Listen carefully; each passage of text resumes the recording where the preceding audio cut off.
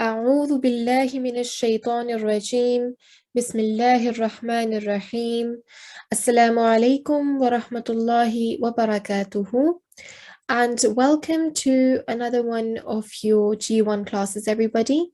I hope you're all doing well today, and Jazakumullah to everyone for arriving to the class today on time. As always, we're going to start off our class with an opening prayer, and for that I would like to call a student to the mic.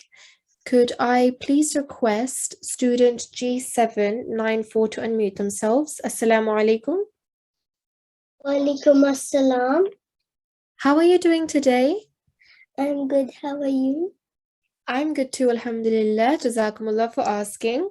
Could you please start off with the Awud and the Tasniya, and then inshallah I'll lead you into the opening prayer, okay? Okay. أعوذ بالله من الشيطان الرجيم بسم الله الرحمن الرحيم. Well done. And would you please like to repeat after me? ربنا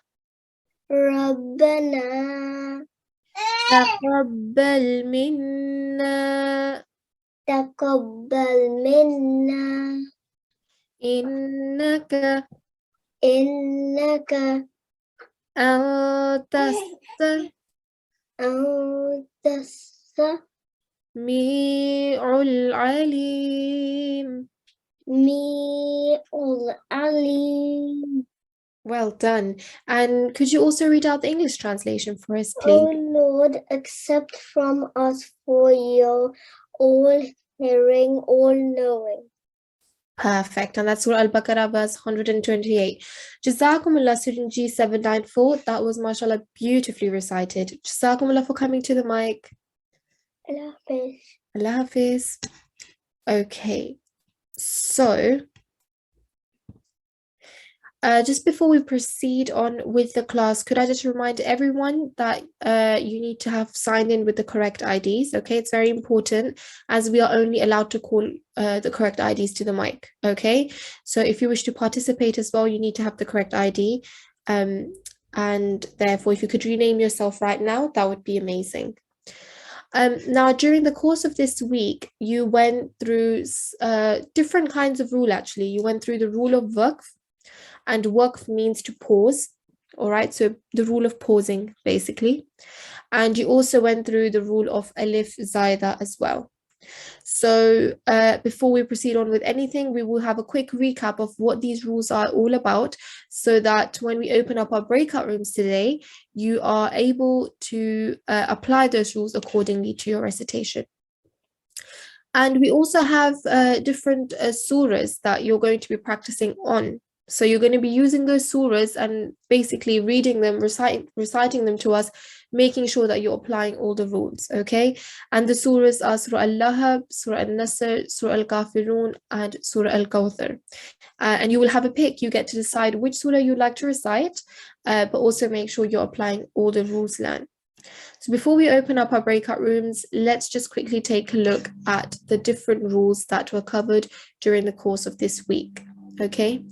So rules of waqf. So that was one of the things that you covered on Monday. And as I stated earlier on, waqf means to pause or to stop. So when we're reading the Holy Quran, you have many verses, okay?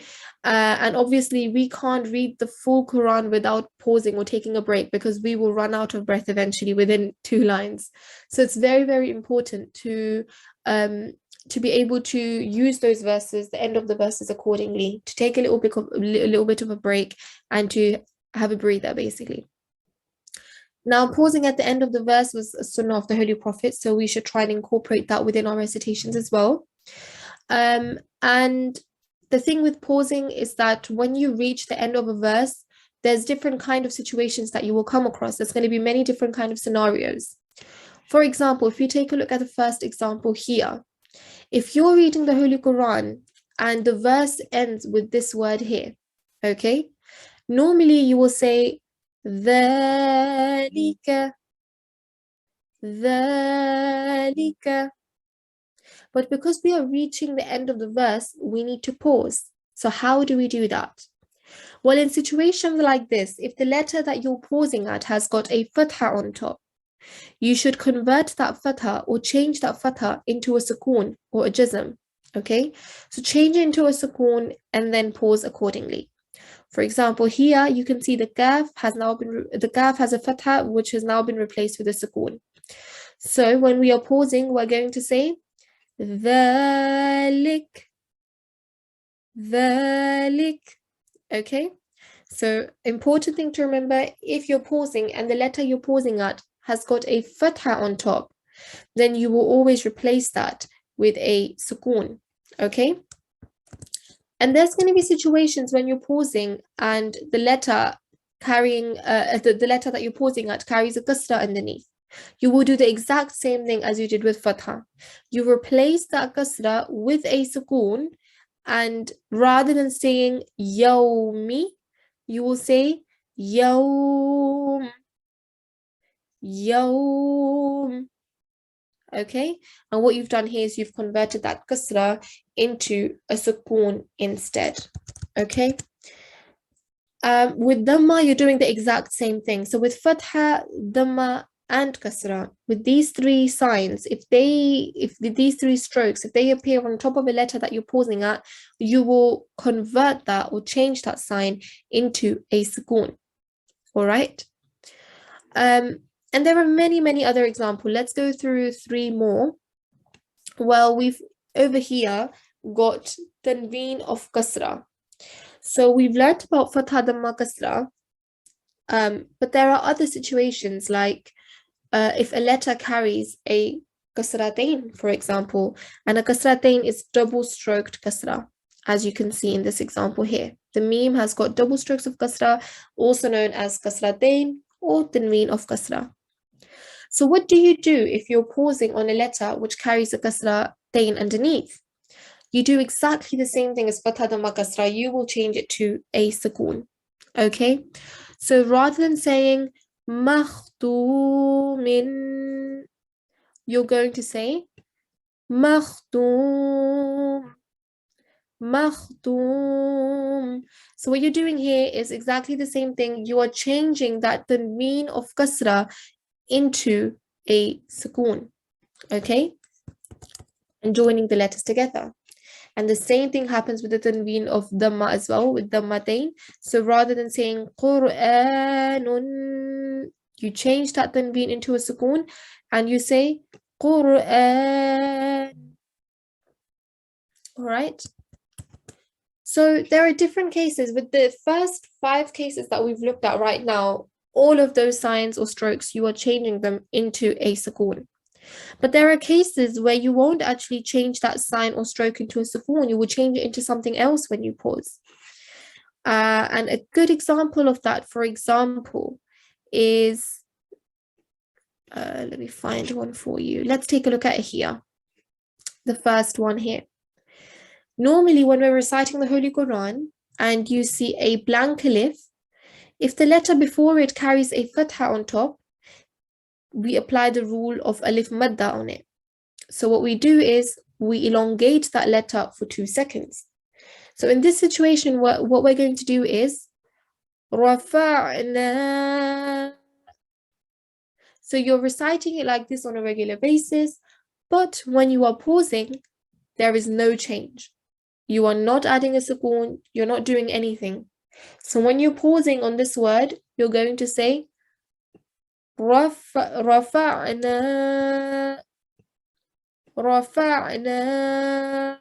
So you're doing exactly the same thing. You're still elongating the sound for about 2 seconds. Okay.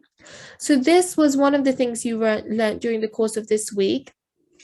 A lot of the times when you're pausing, some of these things just naturally occur to you. So you already know what to do without even having to think of, oh, I will be replacing a fatha dhamma kasra with a sukoon, or I'm not going to change anything in this situation. These things just naturally come with you, and this is something that you are more prone to doing when you have got a lot of experience. So obviously with more and more practice, this will be a skill that you will develop, and the skill is that you won't even need to think about changing that letter into a sukoon or not. All right. So inshallah, with more and more practice, you will get there very soon. Now, another thing you covered was alif zaida. And alif zaida is all to do with, well, it only concerns in situations where the alif zaida is appearing at the end of the word. Okay, now we all know that some words contain a blank alif after a letter carrying a fatha. It could either be in between or it can be at the end of a word, but it must not be pronounced. And these alifs that are blank, these alifs that are blank that you cannot pronounce are known as alif zaida. Okay, and they usually have a cross or a sukoon on top. So if we take a look at this example here, all right, let's grab a highlighting pen. Here we go. So when we are looking at this first example, the way it's written is that you've got the blank alif here at the end, okay? But when you're reading it, as in if you're not pausing and you're just reading a verse normally without pausing, you're going to act like that alif is not there. And as we said, sometimes this alif will appear with a cross, a little mini cross on top, or sometimes it will appear with a sukoon on top as a sakin form. So here, for example, you can say أو يعفو, okay? And we totally forget about that alif. And when you are pausing, you again don't incorporate that alif at all. That blank alif is something that we ignore. And when we are pausing, we pause like we would normally do. We said that when there is a fatha, if you're pausing on a letter that carries a fatha, you convert that fatha into a sukoon. So that's exactly what we're going to do here. So rather than saying أو يعفو, you will end up saying أو يعفو. Okay? And that's the way we are going to pause there. All right, so there are situations where you will have a blank alif with either a cross or a sukoon on top, but you won't really be pronouncing that alif. Okay, and you did a bit of that practice as well. You went all the way to page 90, I believe it was. So in today's lesson, if there is something you don't understand in regards to alif zaida or in regards to rules of waqf, so how you pause in different situations and scenarios, you can feel free to ask us in the breakout room sessions today. Okay, so we just wanted to go through that before. So in your breakout rooms, you are going to be taking a look at either Surah Al-Ghafirun, Surah Al-Kawthar, Surah Al-Nasr, Al-Fatiha, Surah Nas, Falaq, Ikhlas. These are the different PDFs that we've got of the surahs. So you can take a look at any of these surahs, choose which surah you would like to read and practice on, and then inshallah, your breakout room teacher will help you with your recitation. Okay. All right, so before we open up the breakout rooms, just going to ask the breakout room coordinator if the rooms are ready to be opened. Assalamu alaikum. Wa alaikum assalam wa rahmatullah. Yes, the breakout rooms are ready. I'm going to open them now. Everyone is going to receive an invite as usual. Please make sure to click on the join button. If you miss it, then there is going to be an icon on your screen which looks like the window icon. If you click on that, you will be able to join your breakout room from there.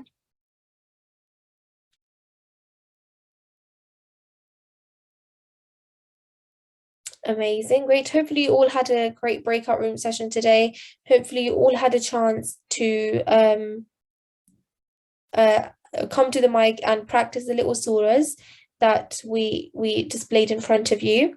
Now, during the week here, so for this weekend that's coming up now, the Saturday and Sunday, as part of your homework, we are asking you to practice Surah Al-Lahab, Surah Al-Nasr, Surah Al-Kafirun, and Surah Al-Kawthar, and all the surahs that you went for, that you recited last.